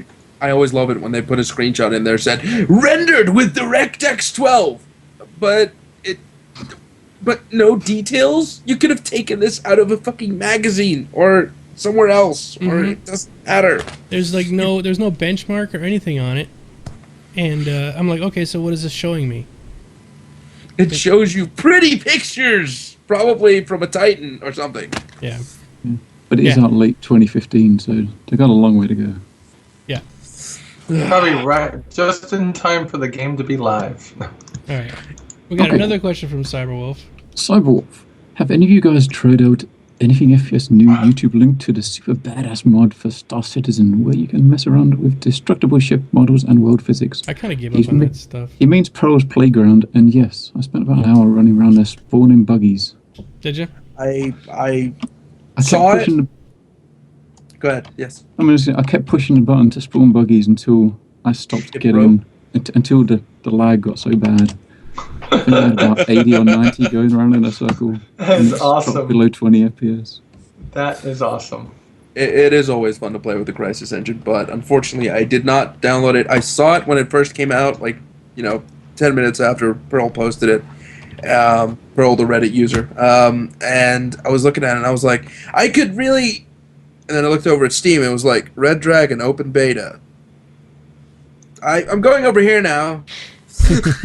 Fair enough. Like, I just didn't want to, I did the whole copying of the files before with the Battle for Ilum and stuff like that, and it just, didn't pique my interest that much. And I saw, I think We Are the Romantics before with the modded version where he actually had the articulated thrusters and stuff like that, and it just, I looked at it and I just went like, yeah, I could do that, but it won't feel anything like the actual thing. And then when I saw Pearls, I was like, okay, this might start to feel closer to what Star Citizen will feel like, but at the same time, I just don't feel like robbing myself of the experience of what it'll actually be. So Yeah, I'll just wait that's for what it is. DFM. It's like 2 weeks and 2 weeks and change away. I can wait. Yeah. 3 weeks. And here's the I'm sorry. thing. I for one thing, I'm on my work laptop, so there's nothing on here. I can't put anything on here. But for another thing, yeah, that's what it is. I just don't want to. I don't want to just try stuff out and then just have my frustration continually mount. That I'm not actually playing the dogfighting module. Whilst I love the polygons and the playing with the engine at the end of the day, what I want is a persistent universe where I can play with my friends and have everything come together. The fact And that shoot them all in the head. Yes, the fact that I can spawn a Crysis engine. Well, I played Crysis and the original Crysis, and I played Crysis 2, and I played Crysis 3, and I've played around with the Cry engine, and yeah, that's like very old news. 5 minutes, everybody. We're doing our drawing, so get your Domo coins or get your tickets now.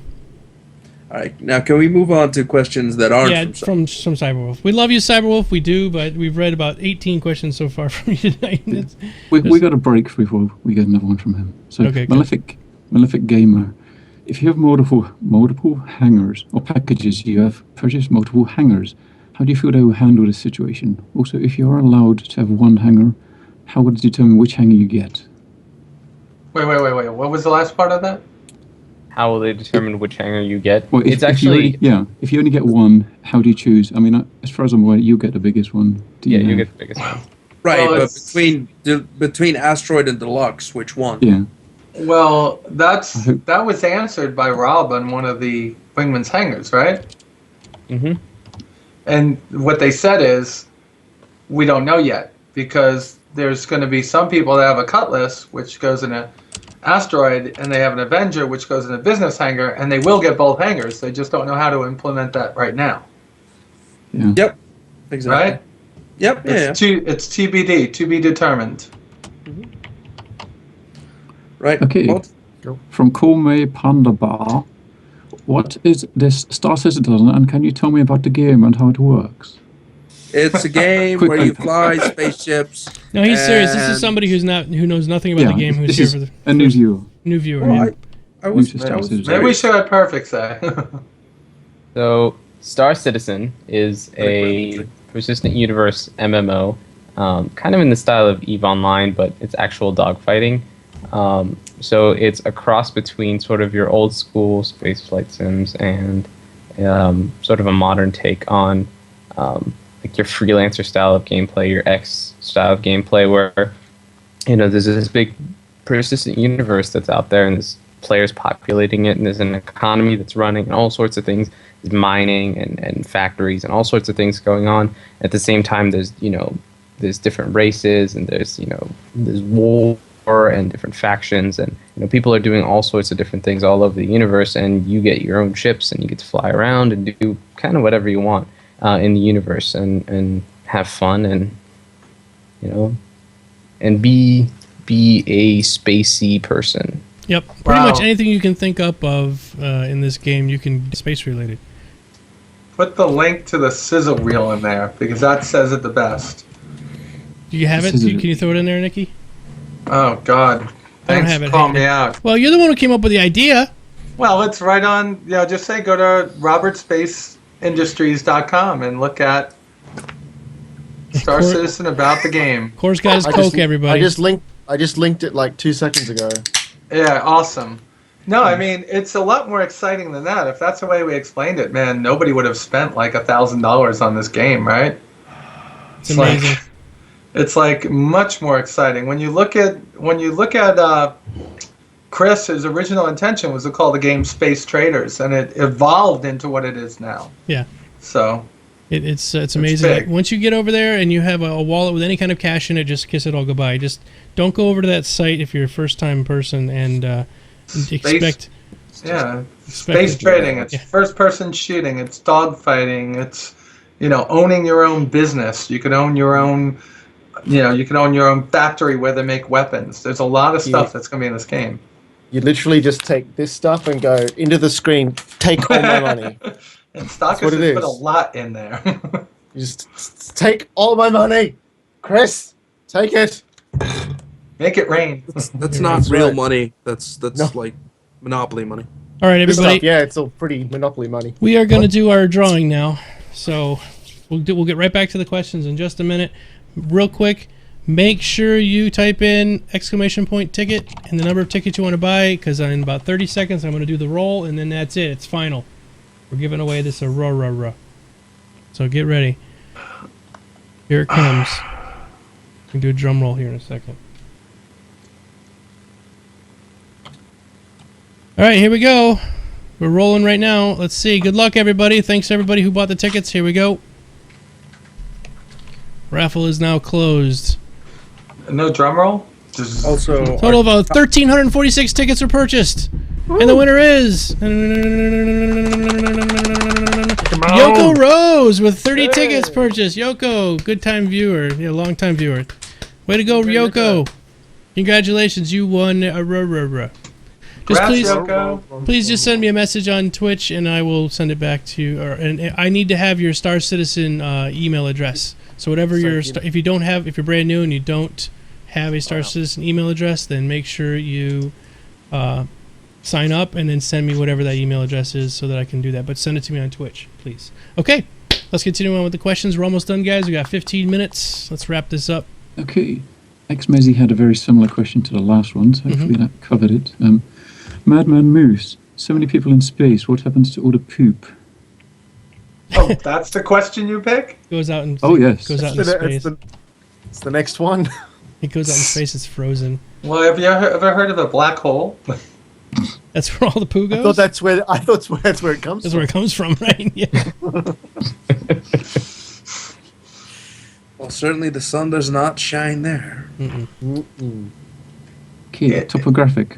Where's Trendane? Did he despawn? Yeah, he Yes. despawned. I think Trent actually answered that question in chat. He actually, and Trendane He showed was up for in chat 2 a seconds. He while showed ago. up, he's like, I'm here, didn't despawn, and he disappeared again. That's it. Okay, Cyborg. How smart or good do you want the AI to be? Do you want it to be so good it never misses or can easily outfly a player, or very, very dumb so that it can never match a human player? This is something that I have a lot of problems with a lot of different games, and I think it has to do with player-controlled mentality, and that is when you're playing against an AI or what you would call a bot, right? If they kill you, it's because they're using a process and you think that you're being cheated to death because they're shooting you with godlike accuracy. If they don't damage you at all, you breeze through it and say, fuck bots. Bots, are programmed not to kill anything, so you get no satisfaction from killing them.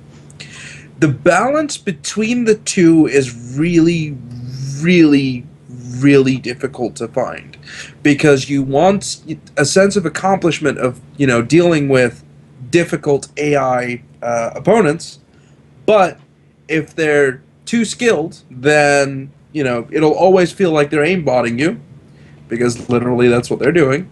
And if they're just subpar to your skills, then it will still feel like, oh, they're just bots. I didn't actually do anything, and I'm breezing through it like it's nothing.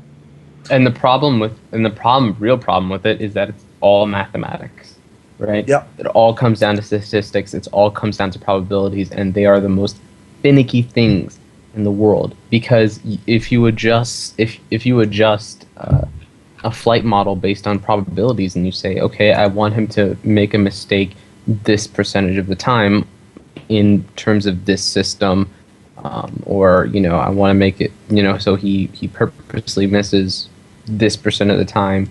It's just like, it takes an incredible amount of balancing to be able to get that to a point where you feel like you're actually getting a meaty challenge, but not like you're actually playing against a computer. Right. That balance is so difficult to find in so many games. It is ridiculous, because this is a simulator. It's kind of like an FPS. So if you take you grab Global Offensive CSGO as an example. It has bots in it. I don't understand why they would ever consider doing that. I didn't actually play the game that much, but when a bot kills you, you always feel worse than when a player kills you. And when you kill a bot, you feel no sense of satisfaction because it's a bot.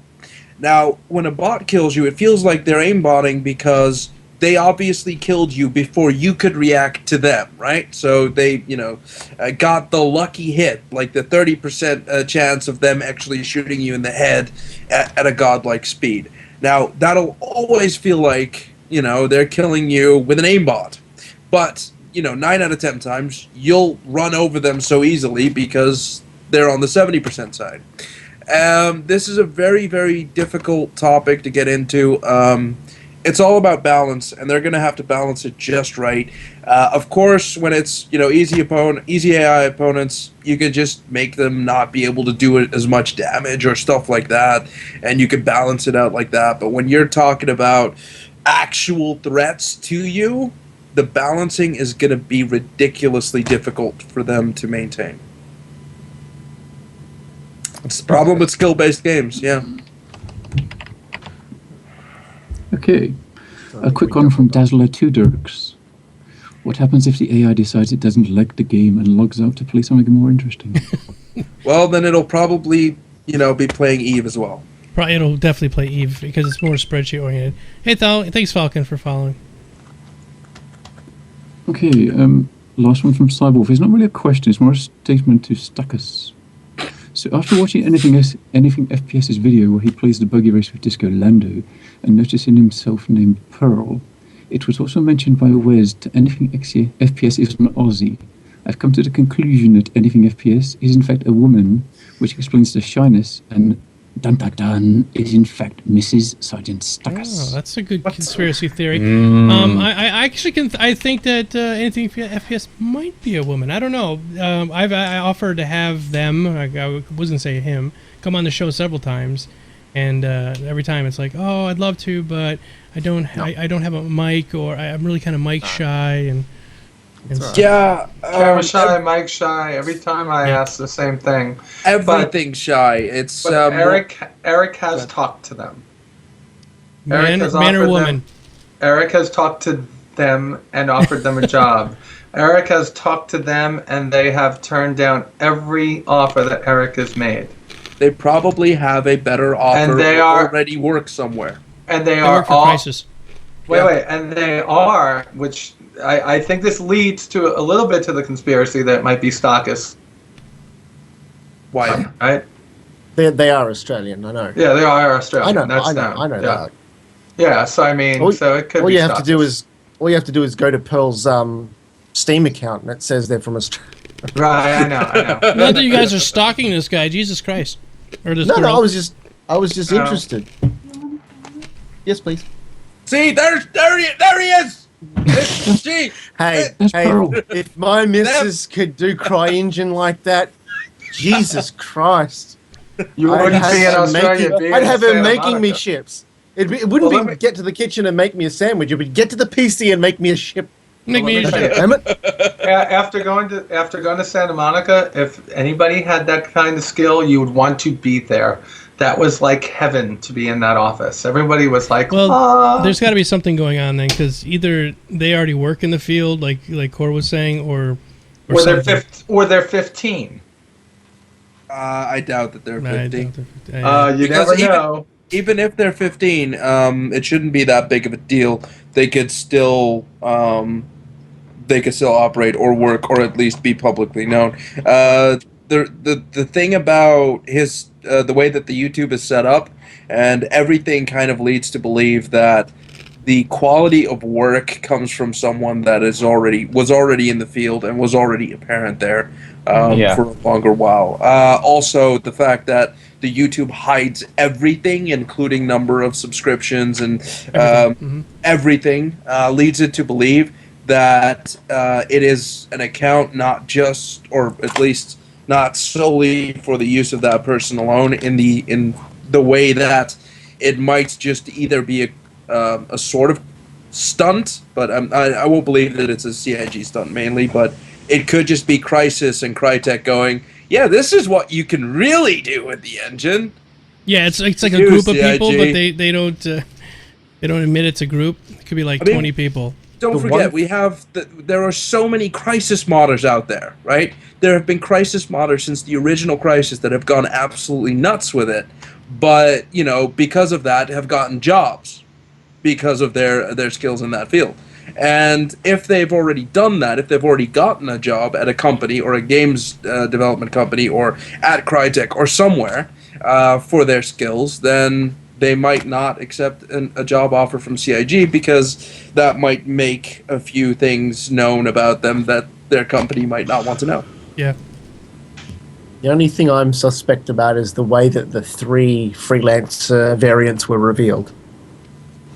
Because they were basically ripped straight out of the code, put into the hangar, shown around, and they were there, because I saw the post that was put in the Reddit? forum as well, with all the other pictures that went along with it, of all the other stuff, and they were almost ready for implementation, and that was all that was said. Like, nothing was said about it from CIG or RSI, nothing. Like, they're there, and everyone's like, even Wingman acknowledged them and said, shook his hands at He's got to anything figure at this FPS. point that anything FPS is going to data mine whatever comes in. Like, whatever Yeah. the new thing's released, it's going to be there. And I'm But sure the thing is- CIG either did it as a stunt, or they just went, "Oh fuck, you didn't take that out of the code before you released it."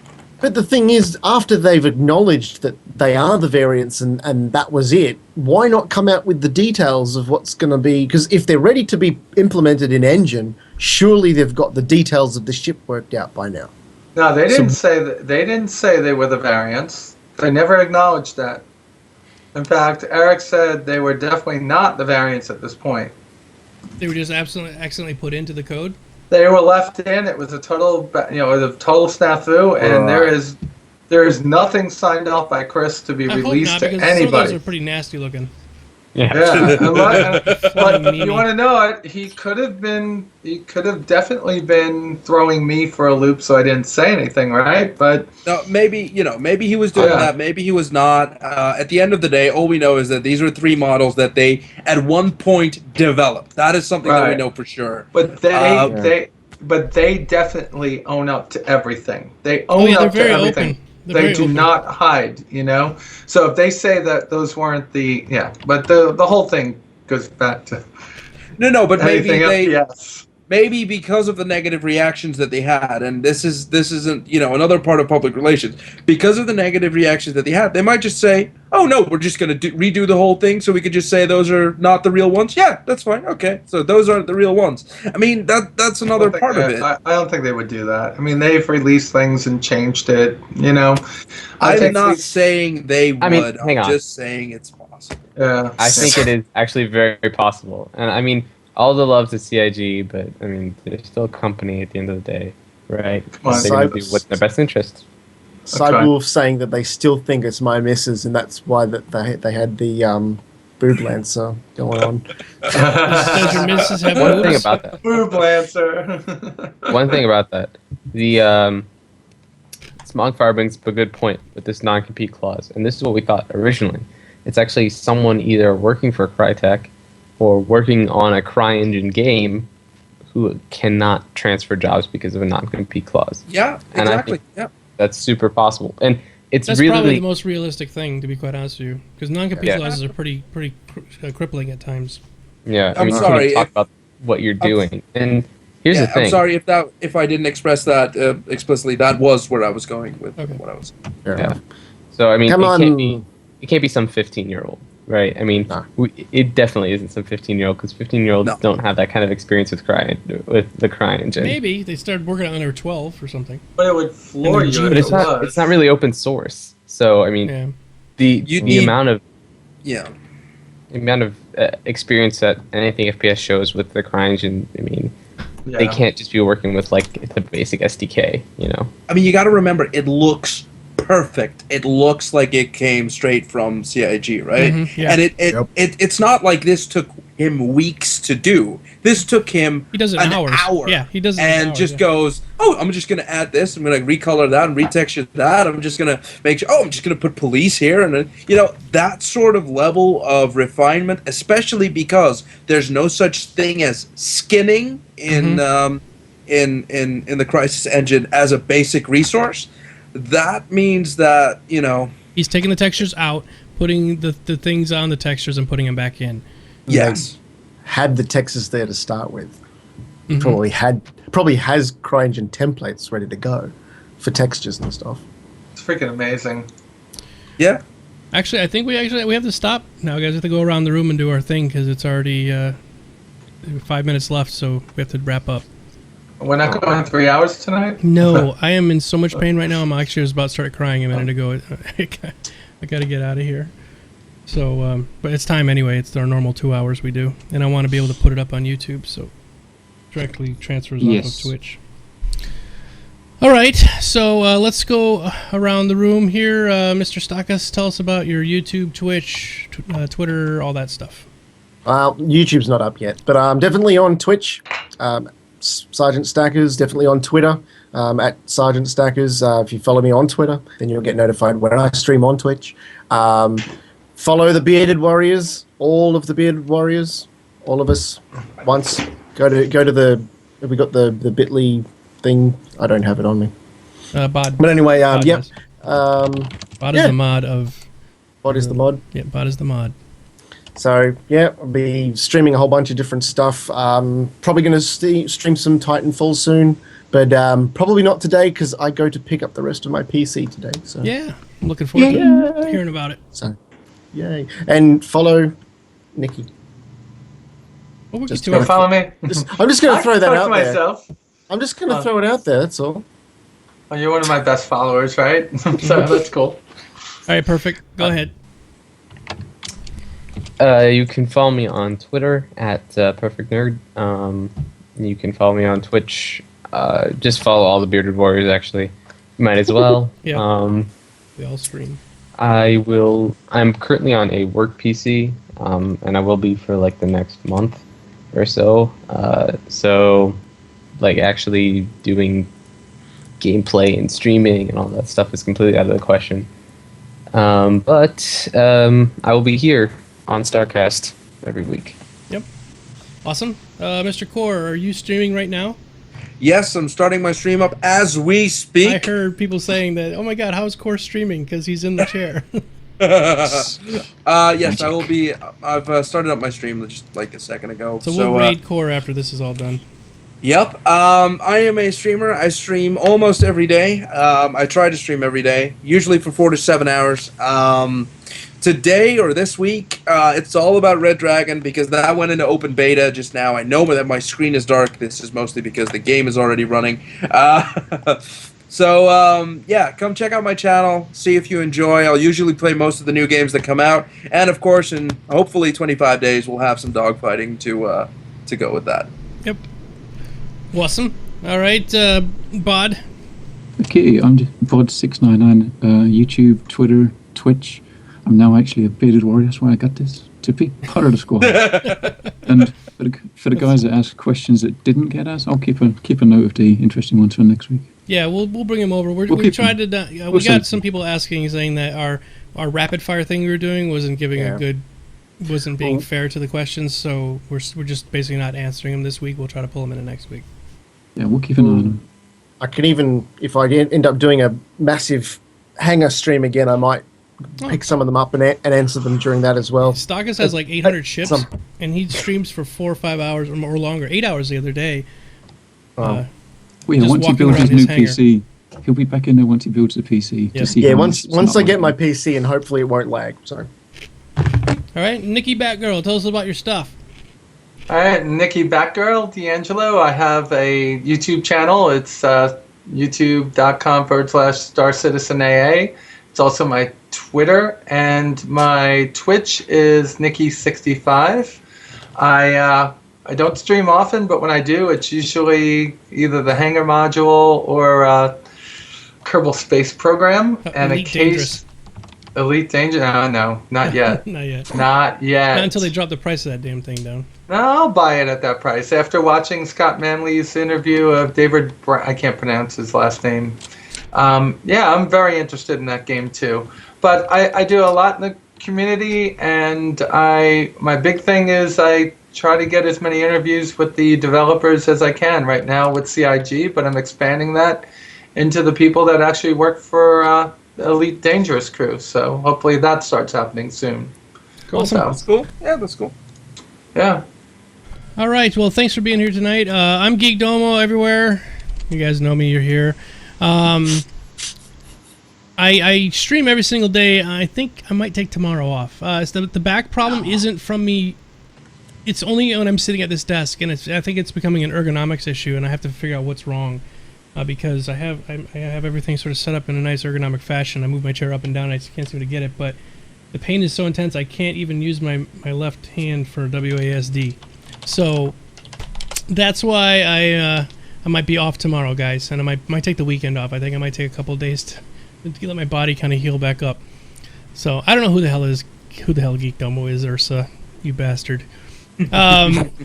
But I will be giving away some more games and stuff like that. So come on over to my channel, and we do a lot of EverQuest Next Landmark, and I'm playing a lot of new games as suggested by everybody. I put up a straw poll, and people vote on what game I'm going to give away for that day, and it's a lot of fun. So what about the Portal, Joe? The Portal tomorrow? Portal will be tomorrow. If I take tomorrow off from gaming, I think I might be okay to Portal, because I was gaming all night last night, couldn't sleep, came downstairs, played all morning, and then I did the 3 hours of streaming, and then I went, you know what I mean? So I'm not giving my body enough time to rest. So I think I might not stream tomorrow. But anyway, let's go over and hit Mr. Core of Existence. We're going to go raid his channel. He doesn't know we're coming. It's going to be great. We're just going to pop in there and just surprise him. So there's Core's channel, everybody. Let's go over there. And thanks again, Nikki, for being here. And we will see you all back in the verse next week. Until then, see ya. Bye. Bye-bye.